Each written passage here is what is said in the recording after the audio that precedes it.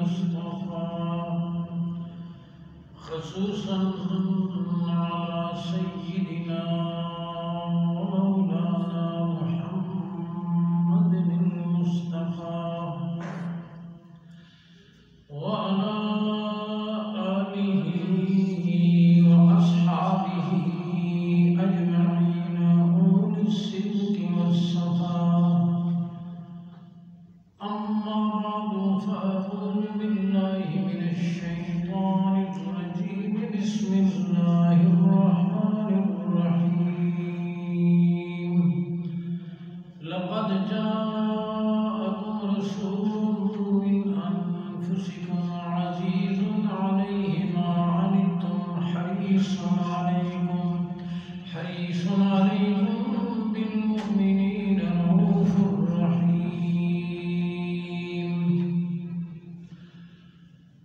آمنت بالله وصدق الله العظيم. وقال النبي صلى الله عليه وسلم لا يؤمن أحدكم حتى أكون أحب إليه من والده وولده والناس أجمعين.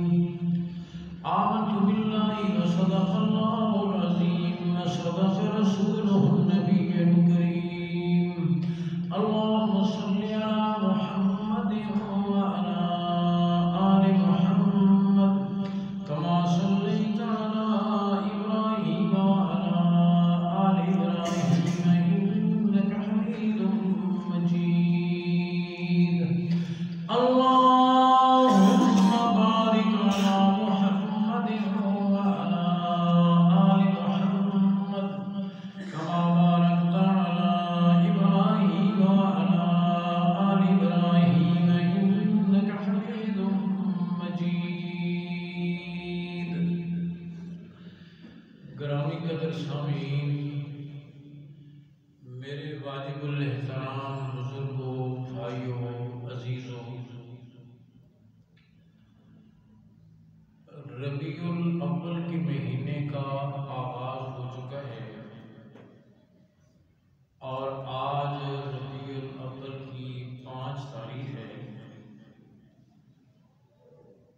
ربیع الاول کا مہینہ رحمت دو عالم، جان دو عالم، فخر دو عالم، امام الانبیاء، سید الانبیاء، خاتم النبیین حضرت محمد مصطفیٰ صلی اللہ علیہ وسلم کی دنیا میں تشریف آوری اور دنیا سے تشریف لے جانے کا مہینہ ہے. ربیع کا معنی ہوتا ہے بہار اور اول کا معنی پہلا ہے. حضور اقدس صلی اللہ علیہ وسلم جس مہینے میں تشریف لائے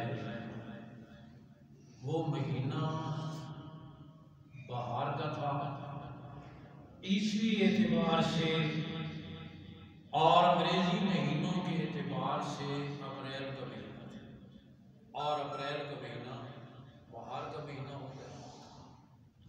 آپ صلی اللہ علیہ وسلم جس وقت میں دنیا میں تشریف لائے وہ سحری کا وقت تھا.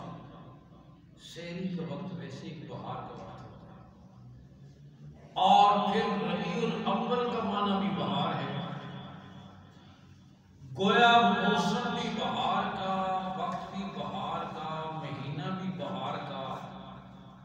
اور پھر خود آپ صلی اللہ علیہ وسلم کی تشریف آوری انسانیت کے خزاں رسیدہ چمن میں بہار بن کر آپ کی تشریف آوری سے پہلے انسانی گلشن میں اور انسانی چمن میں خزاں تھی اور انسانوں کی جگہ گویا وہ حیوان پل رہے تھے اور بددیانتی کے، شرک کے، بدعت کے، ظلم کے، بد اخلاقی کے، بے حیائی کے کانٹے تھے گویا اس باب میں، انسانیت کے باب میں. اس لیے فرمایا ربیع فی ربیع نور فوق نور فوق نوری. آپ صلی اللہ علیہ وسلم کی تشریف آوری ایک بہار نہیں کئی بہاریں بن کر ہیں.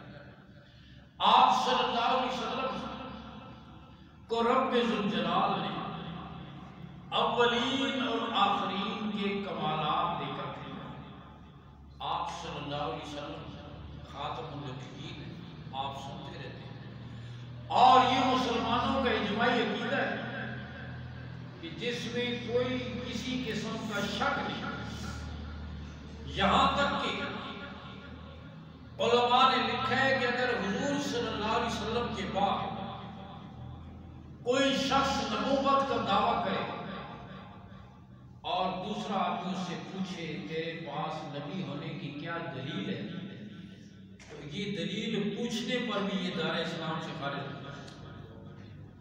دوپہر کی چمکتے ہوئے سورج کی طرح، روز روشن کی طرح یہ بات واضح اور عیاں ہے کہ آپ صلی اللہ علیہ وسلم پر نبوت ختم ہو.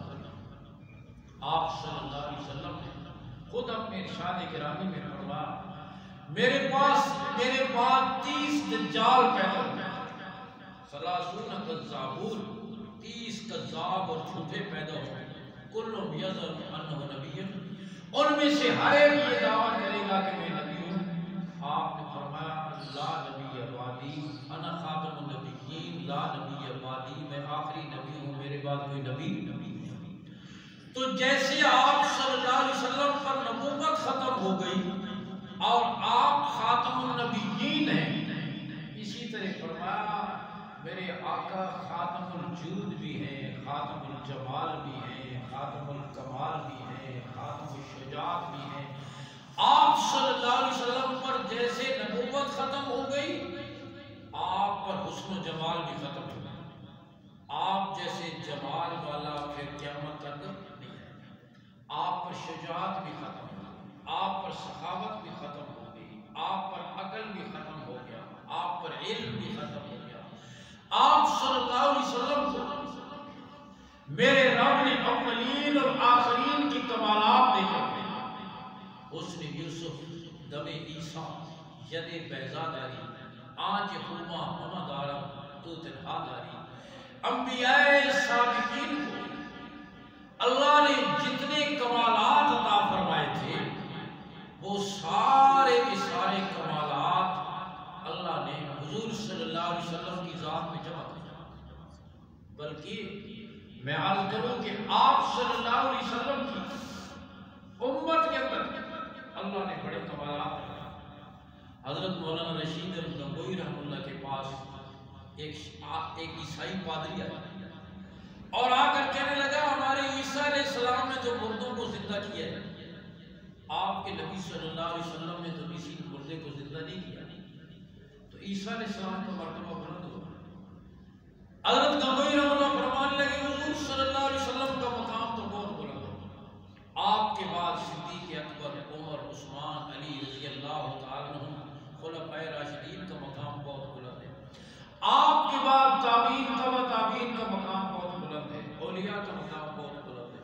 فرمایا میں حضور صلی اللہ علیہ وسلم کے زمانے کے 1400 سال بعد آپ کا ایک ادنا سا امتی ہوں. تم جاؤ اسپتال میں جو 2 آدمی مر چکے ہوں ان کو میرے پاس لے آؤ، میں ان پر کچھ پڑھ کر دم کروں گا، اللہ کے حکم سے وہ زندہ ہو جائے. وہ بھاگ گیا اور پادری واپس نہ آیا.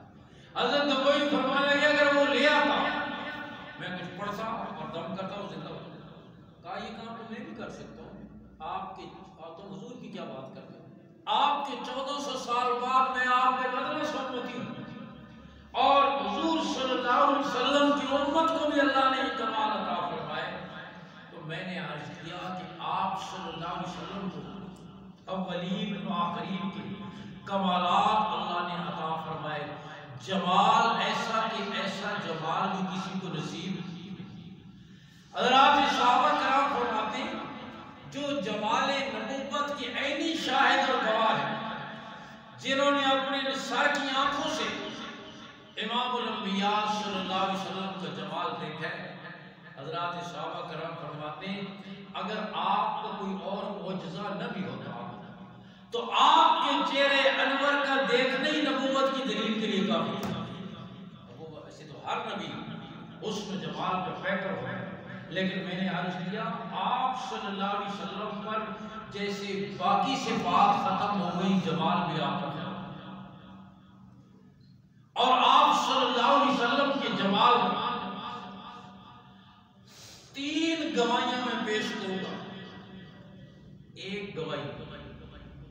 نوریوں کے سردار جبریل امین آدم علیہ السلام سے لے کر حضور اکرم صلی اللہ علیہ وسلم تک 1,24,000 کم بیش انبیاء تشریف لائے. سب پر وحی لانے والے کون تھے؟ جبریل علیہ السلام. اور میں نے عرض کیا ہر نبی جمال کا پیکر ہوتا ہے. سب سے آخر میں حضور صلی اللہ علیہ وسلم پر وحی لے کر آئے تو جبریل امین سے پوچھے جبریل امین کیا کہتے ہیں؟ اور حضور اکرم صلی اللہ علیہ وسلم پر جو وحی بھی آئی انبیاء سابقین پر کسی پر پوری زندگی میں 9 دفعہ وحی آئی, کسی پر 10 دفعہ آئی, کسی پر 20 دفعہ آئی, 30 دفعہ آئی, 40 دفعہ, زیادہ سے زیادہ 50 دفعہ. اور حضور اکرم صلی اللہ علیہ وسلم 40 سال کی عمر میں مبارک میں آپ کی بعثت ہوئی اور 63 سال کی عمر میں آپ دنیا سے پردہ فرما گئے. 23 سال کا عرصہ نزول وحی کا زمانہ ہے. 23 سال کے عرصے میں آپ صلی اللہ علیہ وسلم پر 9,000 دفعہ وحی نازل ہوئی. 9,000. اور وحی لانے والے کہ جبریل امین. پھر جبریل سے پوچھیں آپ صلی اللہ علیہ وسلم کا جمال کیسا تھا؟ فرماتے ہیں قلمت مشارق الارض و مغاربها. نوریوں کا سردار جبریل امین بول اٹھا جمال نبوت بھی گواہی دینے کے لیے اور فرمانے لگے میں مشرق اور مغرب میں پھرا ہوں, شمال اور جنوب کا چکر لگایا ہے, کائنات کا چپا چپا اور کونا کونا میں نے چھان مارا. آپ جیسے جمال والا میں نے پوری کائنات میں نہیں دیکھا. یہ جبریل کوئی معمولی گواہی نہیں, یہ نوریوں کو سردار کی گواہی ہے جو لاکھوں نبیوں پر وحی لے کر آیا. ہر نبی کے جمال کو مشاہدہ کیا اور پھر امام الانبیاء صلی اللہ علیہ وسلم کے جمال جہاں آلہ کا مشاہدہ کر کے اور وہ گواہی دے رہا ہے لاکھوں نبیوں پر وحی لایا ہوں, مشرق اور مغرب کا چکر لگایا ہے, شمال اور جنوب کو دیکھا ہے, لیکن آپ جیسے جمال والا میں نے پوری کائنات میں. یہ گواہی نوریوں. دوسری گواہی آپ صلی اللہ علیہ وسلم کی زوجہ محترمہ صدیقہ کائنات حضرت عائشہ صدیقہ رضی اللہ تعالیٰ عنہا, اور جتنا بیوی شوہر کو جانتی ہوتی ہے اتنا کوئی اور نہیں جانتا. میں اکثر کہتا رہتا ہوں ہم بنے رہنے جبے کبے پہن کر باہر حضرت صاحب, وہ جانتی ہوتی ہے کہ حضرت صاحب کتنے پانی میں. جتنا بیوی شوہر کو جانتی ہوتی ہے اتنا کوئی اور. ام المومنین کیا فرماتی ہیں مصر کی عورتوں نے حسن یوسف کو دیکھ کر اپنے ہاتھوں پہ چھری چلا لی, میرے محبوب کے حسن کو دیکھ لیتی اپنی گردنوں پہ چھری چلا لیتی.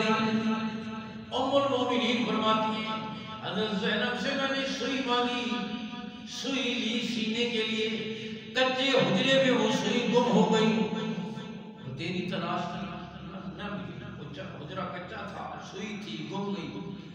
ام المومنین فرماتی ہیں عشاء کے بعد امام الانبیاء صلی اللہ علیہ وسلم حجرہ مبارکہ میں تشریف لائے. حجرہ مبارکہ اتنا روشن ہوا کہ مجھے گم شدہ سوئی نظر آ گئی. آپ یہ گواہی کس کی ہے؟ آپ صلی اللہ علیہ وسلم کی زوجہ محترمہ. اور اسی لیے ام المومنین فرماتی ہیں آسمان کا سورج فجر کے بعد طلوع ہوتا ہے, شام کو غروب ہو جاتا ہے, تیرا سورج عشاء کے بعد طلوع ہوتا ہے.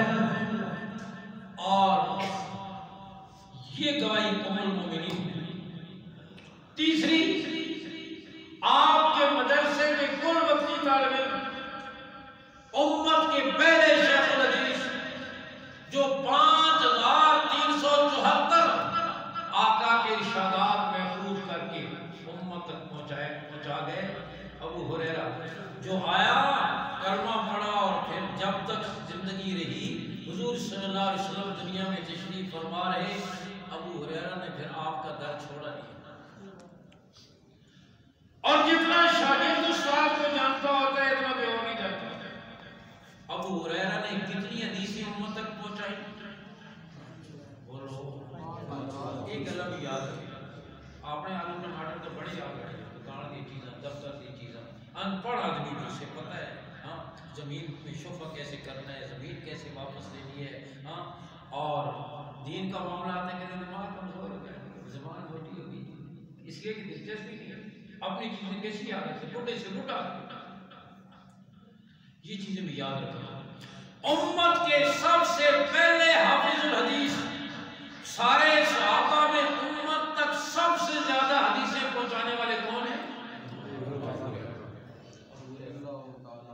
اور ابو ہریرہ کا نام کیا ہے نام تو ابو ہریرہ نہیں ہے ابو ہریرہ تو کہنا کب ہے اور ہیرا کہتے ہیں بلی کو یہ بلیاں بڑی پالتے ہیں بکریاں چرانے جاتے راستے میں ایک درخت میں بلیاں رکھ جاتے شام کو واپس پھر لاتے حضور صلی اللہ علیہ وسلم نے بلیوں کے ساتھ ان کا لگاؤ دیکھ کر فرمایا یا ابا ہر یا ابا ہر اور کہیں فرمایا یا ابا ہر بلی کو کہتے اور نبوت کا یہ جملہ ایسا فرمانا تھا کہ آج ابو ہریرہ کا نام ہی نہیں رکھا ابو ہریرہ نام نہیں رکھا نام ان کا عبد الرحمن بن صخر یہ ان کا نام ہے ابو ہریرہ نے یہ نام بھی یاد رکھنا ابو ہریرہ کا نام کیا ہے عبد الرحمن والد کا نام ہے صخر عبد الرحمن بن صخر ابو ہریرہ لقب ہے اور یہ لقب حضور نے دیا کتنی حدیثیں پہنچائی امت تک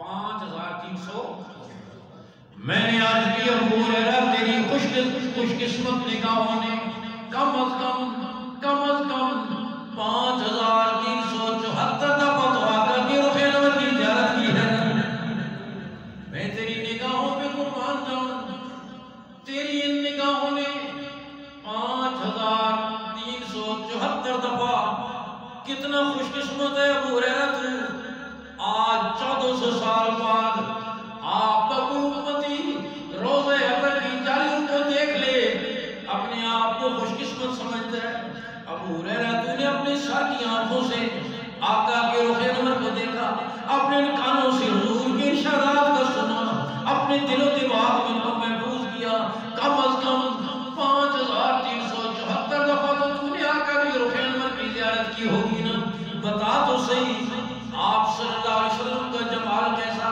ابو ہریرہ کرتے میں کیا بتاؤں کان شمس تجری فی وجہی معلوم یہ ہوتا تھا سورج آسمان کی بلندیوں میں نہیں حضور کے چہرے انور میں چل رہا ہے یہ ابو ہریرہ کی بات دوسرے ایک شاگرد جابر بن سمرہ فرماتے ہیں آسمان میں چاند اپنی آب و تاب کے ساتھ چمک رہا ہے اپنی چاندنی بکھیر رہا ہے بس نبی کے صحن میں آقا میرے سامنے تشریف فرمائے سرخ دھاری دار اللہ آپ نے زیب تن کیا ہوا ہے فرماتے ہیں جابر میں کبھی آسمان کے بدر منیر کو دیکھتا کبھی زمین کے سراج منیر کو دیکھتا کون زیادہ خوبصورت بار بار کے موازنے کے بعد میرا پہلا اور آخری فیصلہ یہی تھا زمین کا سراج منیر آسمان کے بدر منیر سے کہیں زیادہ خوبصورت ہے آپ کی شاگردوں کی گواہی حضرات صحابہ کی گواہی اور دربار نبوت کا شاعر جن کے لیے حضور اکرم صلی اللہ علیہ وسلم کے حکم سے کرسی بچھائی جاتی اور کبھی منبر بچھایا جاتا اور حسان اس پر بیٹھ کر آپ صلی اللہ علیہ وسلم کی منقبت پڑھتے نعت پڑھتے آپ صلی اللہ علیہ وسلم نے دعا کی کفار کی مذمت فرماتے اشعار میں دین کی عظمت حضور کی محبت اور عظمت کو بیان فرماتے آپ نے دعا دی ایدک اللہ بروح القدس اللہ روح قدس کے ذریعے جبریل کے ذریعے تیری مدد کی تو حضرت حسان نے کیا فرمایا جو دربار نبوت کے شاعر جمال نبوت کے حضرت حسان کیا فرماتے ہیں وَأَحْسَنُ مِنْكَ لَوْ تَرَكَتْ عَيْنِي وَأَجْمَلُ مِنْكَ لَوْ تَلِدِ النِّسَاءُ خُلِقْتَ مُبَرًّا مِنْ كُلِّ عَيْبٍ كَأَنَّكَ قَدْ خُلِقْتَ كَمَا تَشَاءُ حسان فرماتے ہیں وَأَحْسَنُ مِنْكَ لَوْ تَرَكَتْ عَيْنِي میرے آقا میرے محبوب آپ سے زیادہ حسین آج تک میری آنکھ نے نہیں دیکھا